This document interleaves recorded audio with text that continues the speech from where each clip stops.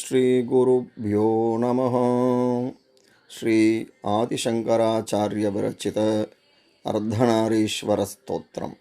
இதனை பாராயணம் செய்வதால் தம்பதிகளிடையே ஒற்றுமை மேலோங்கும். முதல் ஸ்லோகம். சாம்பேய கௌரார்த்த சரீரகாயை கற்பூர கௌரார்த்த शरीरकाय तम्मिल्लकायै च जटाधराय नमः शिवायै च नमः शिवाय. कस्तूरिका कुङ्कुमचर्चितायै चितारजः पुञ्जविचर्चिताय कृतस्मरायै च विकृतस्मराय नमः शिवायै च नमः शिवाय. जनत्वनत्कङ्गणनूपुरायै पादाब्जराजत्फणिनूपुराय हेमाङ्गदायै च भुजङ्गदाय नमः शिवायै च नमः शिवाय.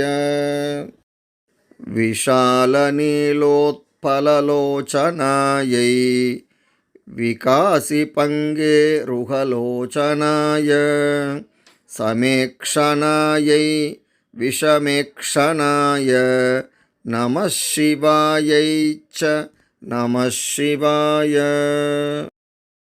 मन्दारमाला कलितालकायै कपालमालाङ्घित कंदराय दिव्यांबरायै च दिगंबराय नमः शिवायै च नमः शिवाय.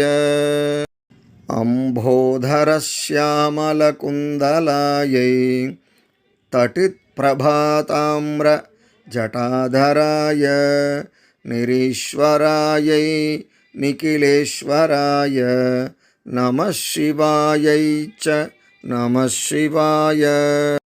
प्रपञ्चसृष्टि उन्मुखलास्यकायै समस्तसंहारक ताण्डवाय जगज्जनन्यै जगदेकपित्रे नमः शिवायै च नमः शिवाय. प्रदीप्तरत्नोज्ज्वल कुण्डलायै स्फुरन्महापन्नग भूषणाय शिवान्विदायै च शिवान्विदाय नमः शिवायै च नमः शिवाय. एतत्पठेदष्टकमिष्टतं यो भक्त्या समान्यो भुवि दीर्घजीवी प्राप्नोति सौभाग्यमनन्तकालं भूयात् सदा तस्य समस्तसिद्धिः.